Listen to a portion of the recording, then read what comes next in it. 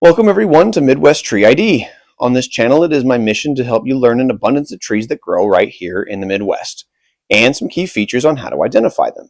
There's just one thing to clarify before we begin. We're not going to be throwing hatred or ridiculing any of the species that we're going to be talking about. But we do, however, want to encourage thoughtful conversation in the comments about personal experiences and things like that. Please try to remember that everything has value and that we are here to enjoy nature and everything it has to offer. So without anything else, let's jump right in.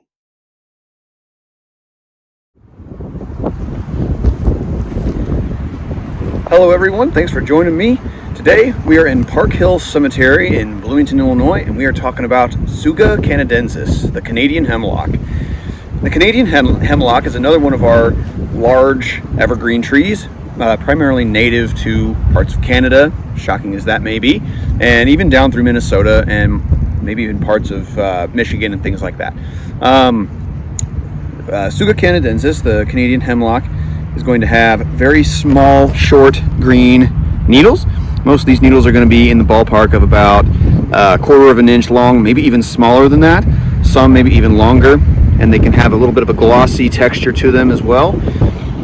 The stems themselves are going to be very light gray to a dull brown.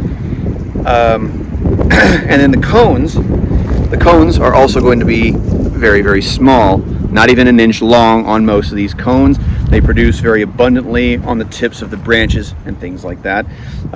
Also, much with the other evergreen trees, common evergreen trees in the landscape, Canadian hemlock is going to have a very large pyramidal shape, typically reaching heights of about 60 feet in height, and probably a good 15, maybe even 20 feet wide at the base. Now, let's take a look at some of the bark. So the bark on the Canadian hemlock, try not to get any of the headstones in the shot here. The bark is going to be a little bit flaky or even peeling. As you can kind of see here, it's going to be mostly gray with little speckles of white. And as you can kind of see, some of the branches have got that platy, peely kind of texture going on as well. Now the tree itself tends to be rather wispy. They flow pretty well in the wind, and it's kind of a breezy day today. You can see there's plenty of little cones still on the tree. Very similarly to some of our other spruces and even some of the pines, Canadian hemlock can have some of those pendulous branches up there where they just kind of weep down a little bit.